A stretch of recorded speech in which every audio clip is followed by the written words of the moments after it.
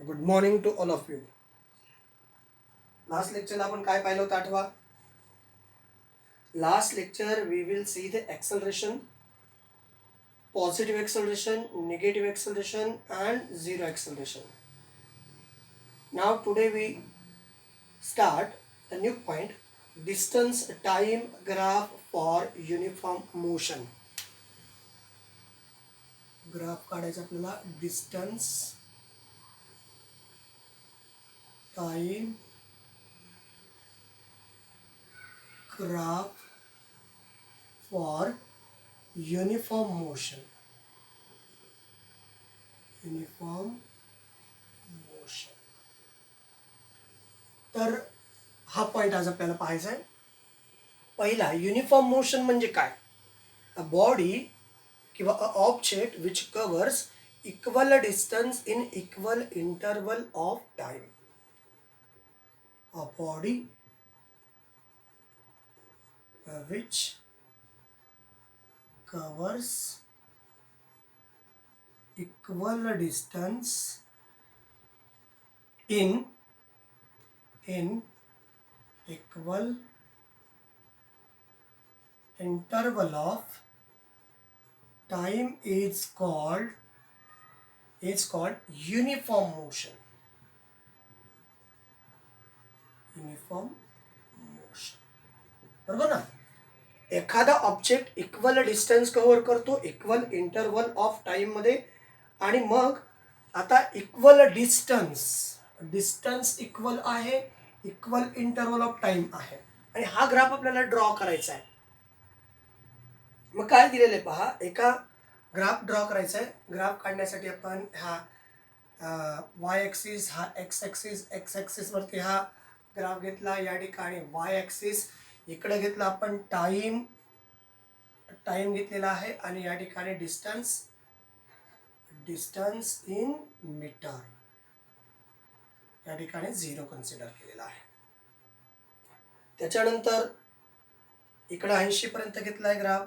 इथं आला 10 second, 20 second, 30 second, 40 second, 50 second, त्याच्यानंतर 60 सेकंद, 70 सेकंद, आणि या ठिकाणी 80 सेकंद. तर इकडे वरती घेतलेलं आहे 140 पर्यंत. इथं आहे 20, इथं आहे 40, इथं आहे 60 मीटर, इथं आलं 80 मीटर, इथं आलं 100 मीटर, इथं आलं 120 मीटर, इथं घेतलं 140 मीटर. तर या प्रकारे आपण ग्राफ ड्रॉ करणार आहोत. मग आता काय कंडिशन आहे? टाइम दिलेला आहे तुमच्याकडं 10 second, 20 second, 30 second, 40 second, 50 second, 60 second and 70 second. तर डिस्टन्स दिलेला आहे 15, 30, 45, 60, 75, 90, 105. म्हणजे हा टेबल आहे 15चा. 15 1 जा 15, 15 2 जा 30, 15 3 जा 45, 15 4 जा 60, 15 6 जा 75, 15 7 जा 90, आणि 15 8 जा 105, म्हणजे 105. म्हणजे इच अँड एव्हरी हॅव, या प्रत्येकांमध्ये इक्वल डिस्टन्स आहे. इक्वल डिस्टन्स 15 मीटर डिस्टन्स आहे 10 सेकंडला. 10 सेकंडला 15 मीटरचा डिस्टन्स ती बॉडी कव्हर करते आहे. आणि जेव्हा अशी कंडिशन असते त्याला आपण म्हणायचं uniform motion.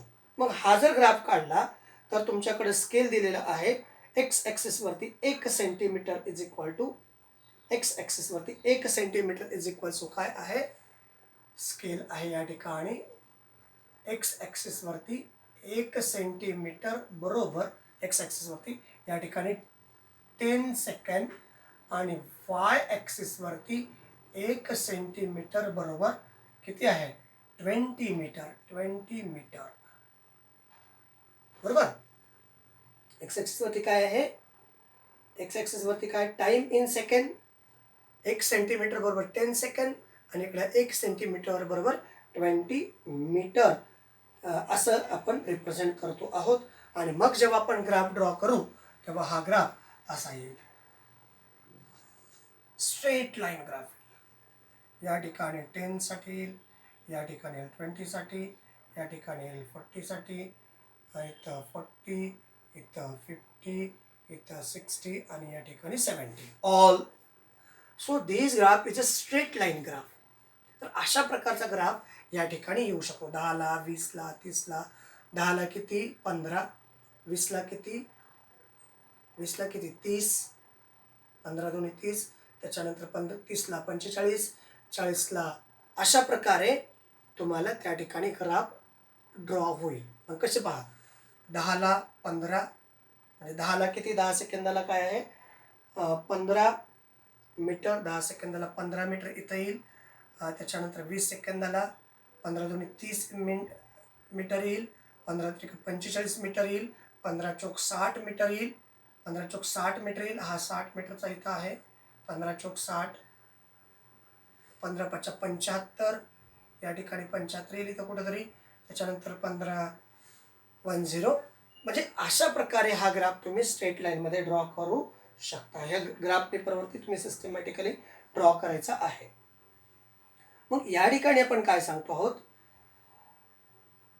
then object uniform motion cover equal distance in equal time interval, the graph between distance time graph is a straight line. आहे ना, हा ग्राफ कसा आहे? स्ट्रेट लाईन ग्राफ आहे. डिस्टन्स, या ठिकाणी डिस्टन्स, या ठिकाणी टाइम इन सेकंड, या ठिकाणी टाइम इन सेकंड. तर हा डिस्टन्स टाइमचा ग्राफ आहे. हा सिस्टमॅटिकली चालणारा डिस्टन्स टाइमचा ग्राफ आहे. मग या डिस्टन्स टाइमच्या ग्राफमध्ये डिस्टन्स टाइमचा ग्राफ कसा आहे? स्ट्रेट लाईन ग्राफ आहे.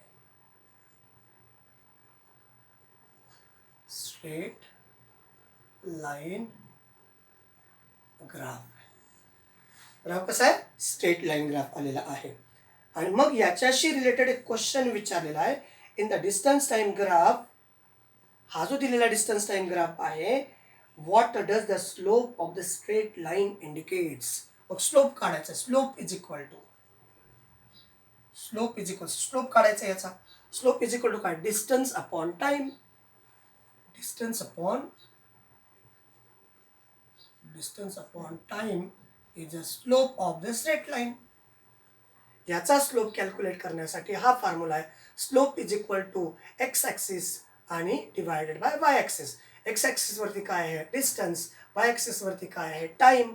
तर slope is equal to distance upon time. तर अशा प्रकारे हा ग्राफ स्ट्रेट लाईन मध्ये कधी पण जर इक्वल डिस्टन्स आणि इक्वल इंटरवल असेल तर हा ग्राफ स्ट्रेट लाईन मध्ये येतो. मग दुसरं आहे distance time graph for non uniform motion. इथं घेऊ आता नॉन युनिफॉर्म मोशन. चेंज फक्त थोडासाच केलेला आहे. नॉन युनिफॉर्म मोशन म्हटल्यानंतर अ body which cover unequal distance. इथं फक्त एवढा चेंज करायचा. Unequal distance in equal interval of time. आता मात्र हा ग्राफ कसा होईल? इथं स्ट्रेट लाईन होता म्हणून आपण स्लोप कॅल्क्युलेट केला. Slope is equal to distance upon time. मग जर अनइक्वल डिस्टन्स आहे, इक्वल टाइम इंटरवल सेम आहे, पण जो डिस्टन्सचा जो कव्हर आहे तो डिस्टन्सचा कव्हर वेगवेगळा आहे. नॉन युनिफॉर्मसाठी 5 दुनी 10, 5 त्रिक 15, 5 चौक 20, 5 5 25, 5 सक 30, 5 7 35. आणि डिस्टन्स कसा आहे? इकडं आहे 5 सेंटीमीटरचा हा जो डिफरन्स आहे. हा ग्राफ इथं दिलेला आहे. इथं आहे 5 centimetre, 10 centimetre, sorry 5 second, 10 second. हा ग्राफ असा येईल. 5 सेकंड, त्याच्यानंतर 10 second, then 15 second, then 20 second, then 25, then 30, त्याच्यानंतर 35 पर्यंत हा ग्राफ कॅल्क्युलेट केलेला आहे. These are the time in second. It is a time in second. त्याच्यानंतर जे डिस्टन्स आहे, डिस्टन्स कवर्ड बाय बॉडी, इकडं आहे 7चा. म्हणजे हे राहिलं तर काही हरकत नाही. आपण इकडे थोडंसं चेंज करू. याला थोडंसं चेंज करू. आपण इथं ठेवू 10. कितीपर्यंत आहे? 58 पर्यंत आहे फक्त. 10, या ठिकाणी 20, या ठिकाणी 30, इथं आला 40, इथं आला 50 आणि या ठिकाणी 60. 58 पर्यंत ग्राफ आहे. मग यावेळेस हा जो ग्राफ तयार होतो, हा ग्राफ असा तयार होत नाही. हा ग्राफ असा तयार होत नाही. मग तो ग्राफ कसा तयार होतो? तर तो ग्राफ स्ट्रेट लाईन येत नाहीये. तो ग्राफ स्ट्रेट लाईन येत नाही. तर तो ग्राफ कसा येतो? हा जो ग्राफ आहे हा स्ट्रेट लाईन न येता हा ग्राफ कसा येतो?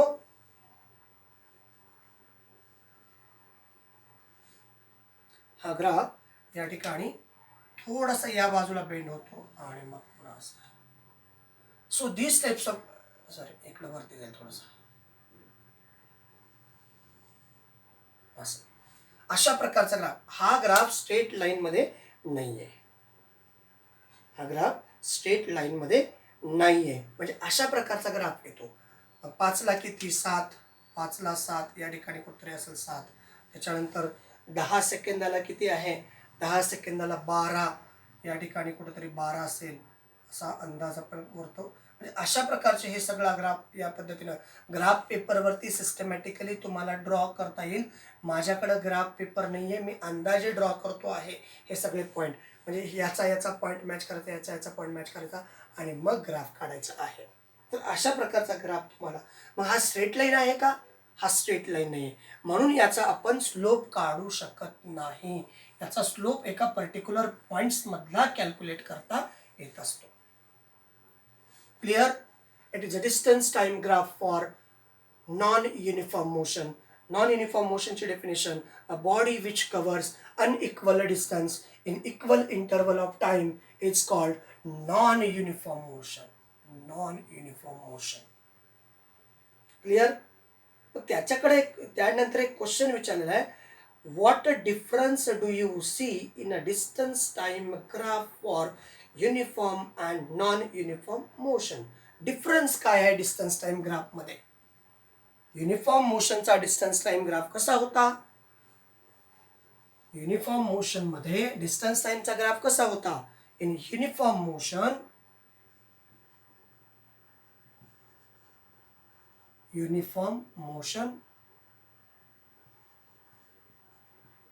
मोशन डिस्टन्स टाइम ग्राफ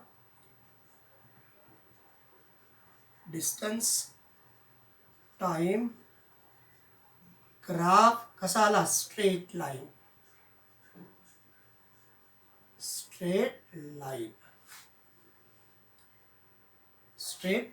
आणि नॉन युनिफॉर्म मध्ये कसा आला?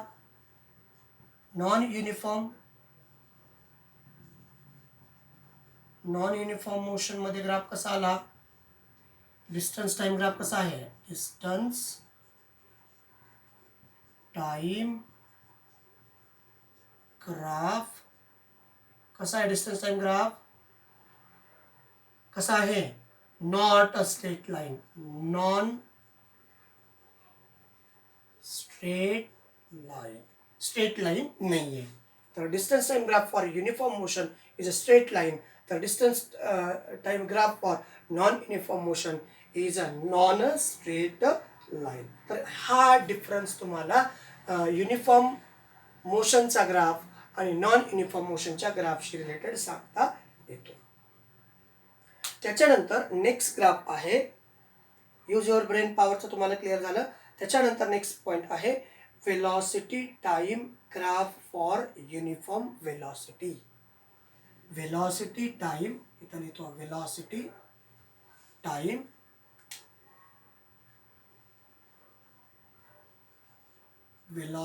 Time graph for uniform velocity.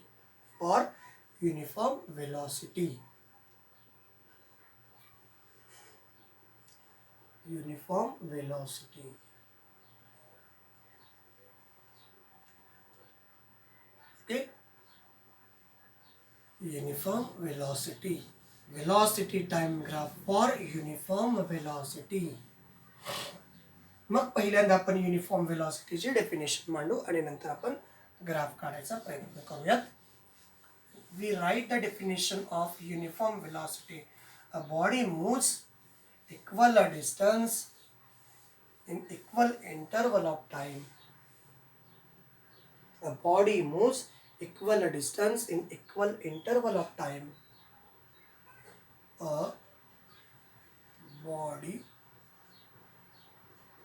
moves equal distance in equal interval of time is called uniform velocity. Is called uniform velocity.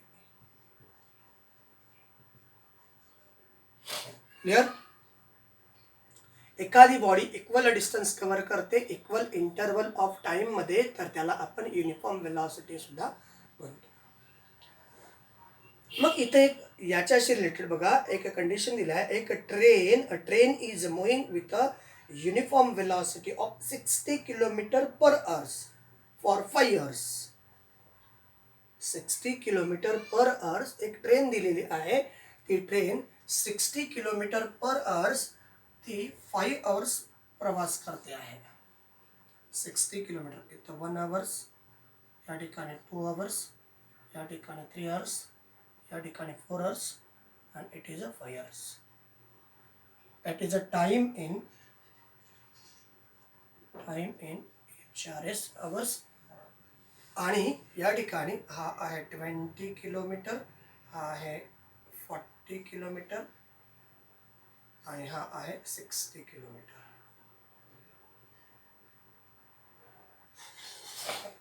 इकडं आहे distance in kilometre. Distance in kilometre. बघा, a train moving with a uniform velocity. ट्रेनची velocity किती आहे? Uniform. Every 1 hours covers 60 kilometre. Every 1 hours cover 60 kilometre. Every 1, तर 5 तासाला the velocity time graph for uniform motion is shown. कसं काढणार? आता त्यासाठी 2 क्वेश्चन विचारलेले आहेत. With the help of the graph, how will you determine the distance covered by the train between 2 hours and 4 hours?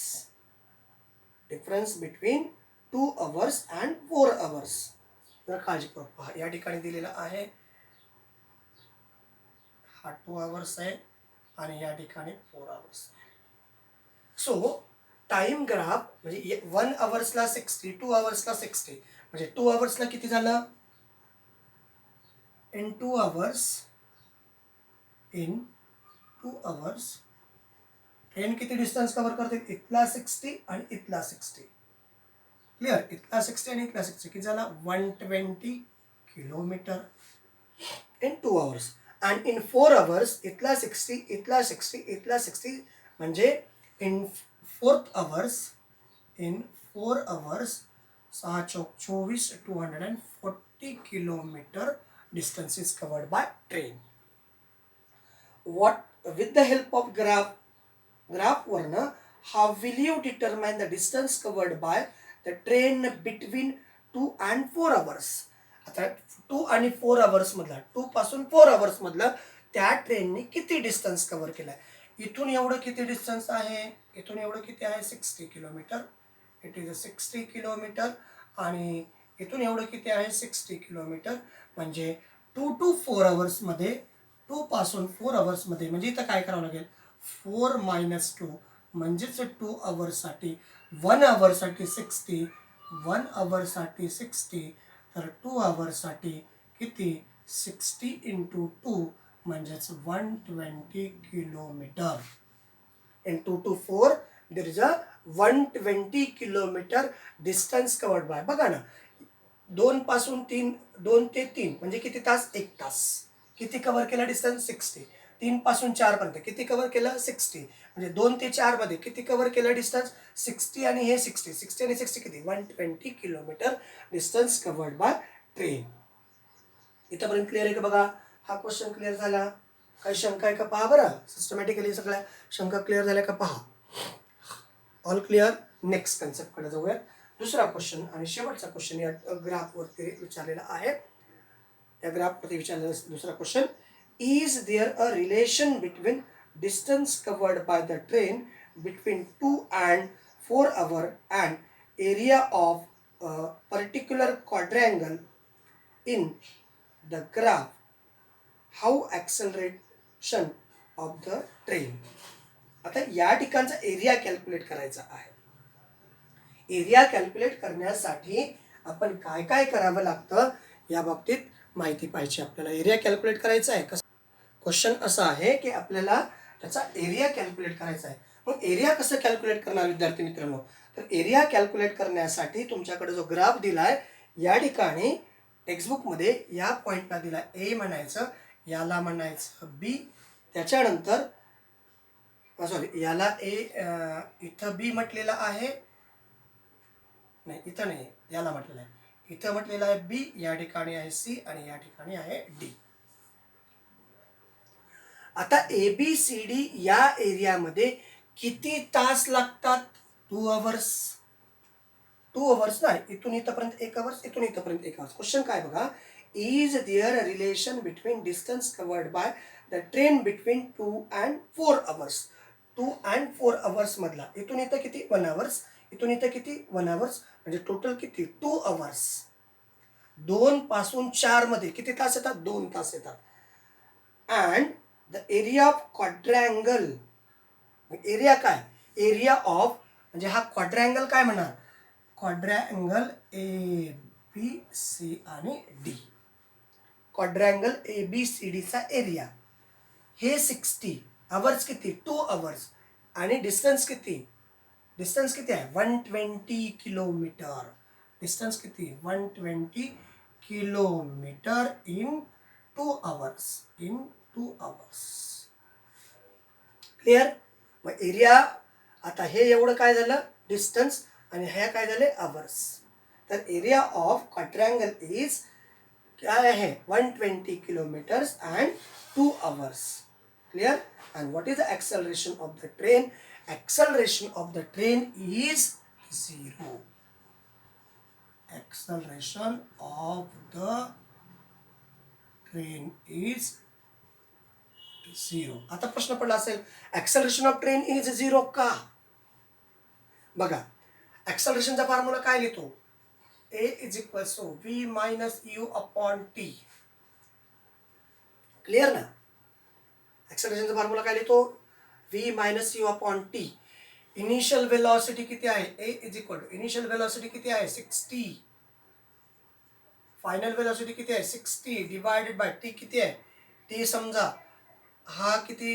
2 60 minus 60 upon कुठल्याही संख्येला 0 ने, म्हणजे 0 ला कुठल्याही संख्येने डिवाइड केलं तर आन्सर काय येतं? 0. So acceleration of the train is 0. कारण इनिशियल वेलॉसिटी म्हणजे इथं वेलॉसिटी इन्क्रीज किंवा डिक्रीज होत नाही. जेव्हा वेलॉसिटी इन्क्रीज किंवा डिक्रीज होते त्यावेळेस त्या ठिकाणी फायनल आणि इनिशियल आपण कन्सिडर करतो. इथं वेलॉसिटी कॉन्स्टंट आहे, वेलॉसिटी बदलतच नाही आहे, म्हणजे इनिशियल जेवढी आहे तेवढीच फायनल आहे. त्याच्यामुळे 60 minus 60 0 0 divided by 2 is equal to 0. Therefore acceleration of the train in this time is 0. आणि area of quadrangle is 120 kilometre in 2 hours.